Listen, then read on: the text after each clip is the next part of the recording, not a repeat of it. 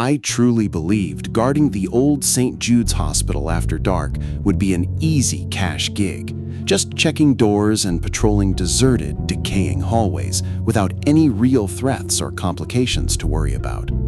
The night air always felt heavy, chilling me deep to the bone as I walked past rusted gurneys and forgotten medical equipment, an unsettling silence amplifying every creak and distant drip throughout the vast abandoned structure. One particular Tuesday, my routine check of the old children's ward brought a terrifying chill that wasn't from the drafts, because something felt profoundly wrong and deeply unsettling in that specific forgotten wing. As I scanned the derelict playroom with my flashlight, a dilapidated plastic toy soldier suddenly toppled from a dusty shelf with a soft, distinct clatter, echoing loudly in the oppressive stillness of the desolate room. My heart hammered against my ribs, a frantic drumbeat against the silence, but I convinced myself it was just old floorboards settling, or perhaps a draft, attempting to rationalize the impossible in that moment. Then, a faint creaking sound drifted from deeper within the ward, a rhythmic, dragging noise that grew steadily louder, eerily approaching my position down the incredibly dark corridor. My flashlight beam cut through the absolute gloom, landing on an antique wooden wheelchair slowly rolling itself out from behind a nurse's station, completely empty, yet undeniably moving with purpose. It paused directly in the middle of the hallway, a few yards from me, its wooden wheels barely visible in the dim light, appearing to stare back with an unseen, malevolent presence that froze my blood.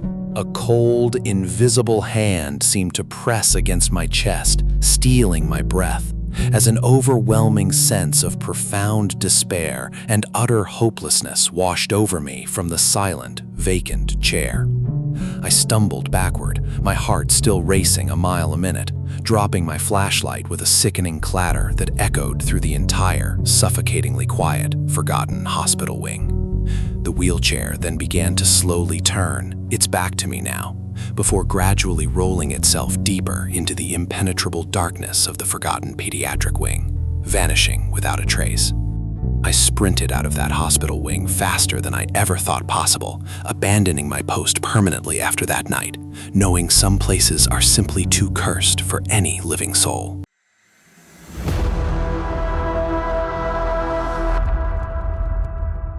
Working the graveyard shift at the abandoned Northwood Asylum and Hospital was always eerie, especially after midnight, when the building seemed to awaken with its own sinister, unspoken history. My job was mostly routine, just patrolling empty, dust-filled operating theaters and silent patient rooms, making sure no urban explorers or vandals dared to breach the forgotten walls. However, a chilling detail always unnerved me whenever I passed the old surgical wing, specifically room 307, because an inexplicable cold spot always clung to that particular area.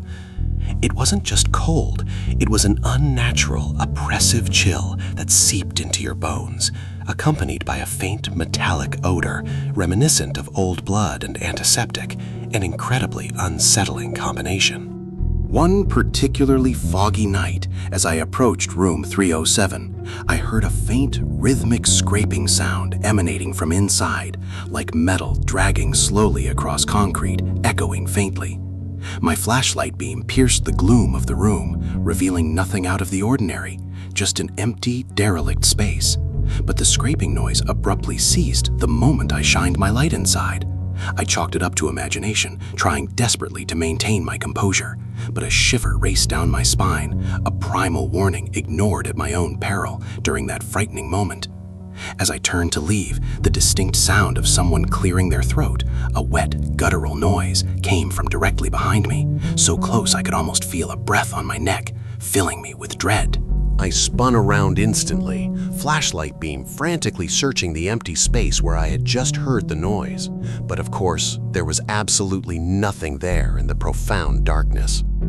The air grew incredibly heavy and colder, almost suffocating, as if an invisible weight was pressing down on me, the metallic odor intensifying to an unbearable, sickening degree. Then, a chilling whisper, dry and raspy, seemed to brush past my ear, distinctly articulating a single horrifying word: scalpel, making my entire body seize up in absolute terror. I didn't run. I fled, abandoning my post and never returning, because some voices from the past are meant to stay unheard, especially those demanding instruments of torture.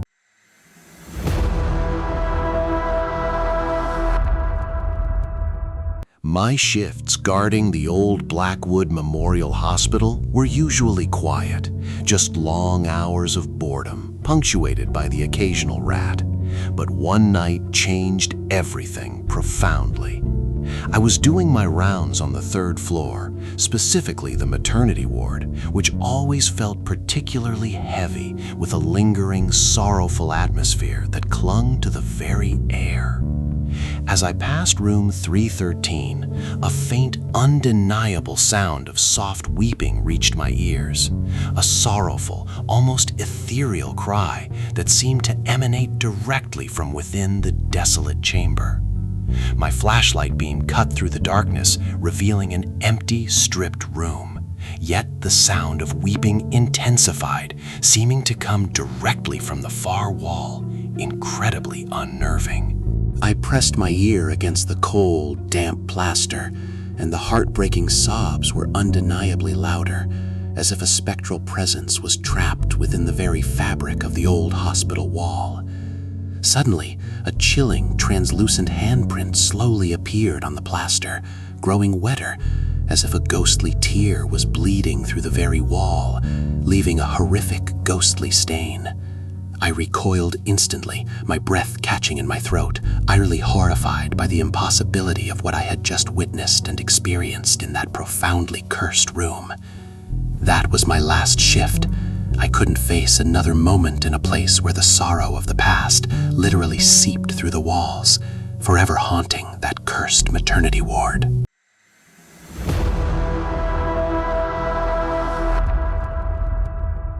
I'd taken the security gig at the derelict St. Agatha's Sanitarium because the pay was decent, overlooking the terrifying rumors about former patients, thinking they were just local folklore. My routine involved checking all the old call buttons on each floor, just to ensure no wires were exposed or causing an electrical hazard in the decaying, forgotten building. On my 3rd night, while inspecting a particularly corroded panel on the locked psychiatric ward, an old patient call light suddenly flickered to life, glowing an ominous, sickly red. My heart seized in my chest. The power had been completely disconnected from that entire wing for decades, making any electrical activity utterly, terrifyingly impossible. I stared at the glowing light, frozen in place. A chilling whisper then emanating from the corroded intercom speaker. A dry, raspy voice saying, "Nurse, please," sounding utterly desperate.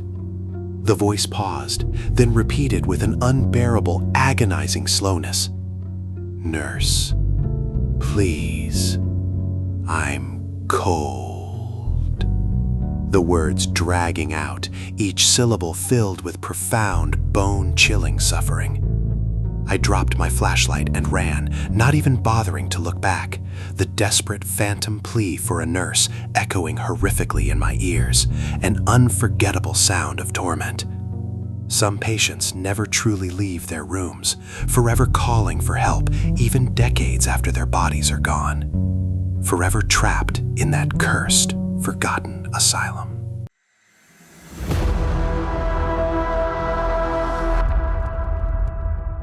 My job as a night watchman at the derelict Mercy Falls Hospital was pretty dull, consisting mainly of long, solitary patrols through decaying wings, a perfect recipe for eventual boredom.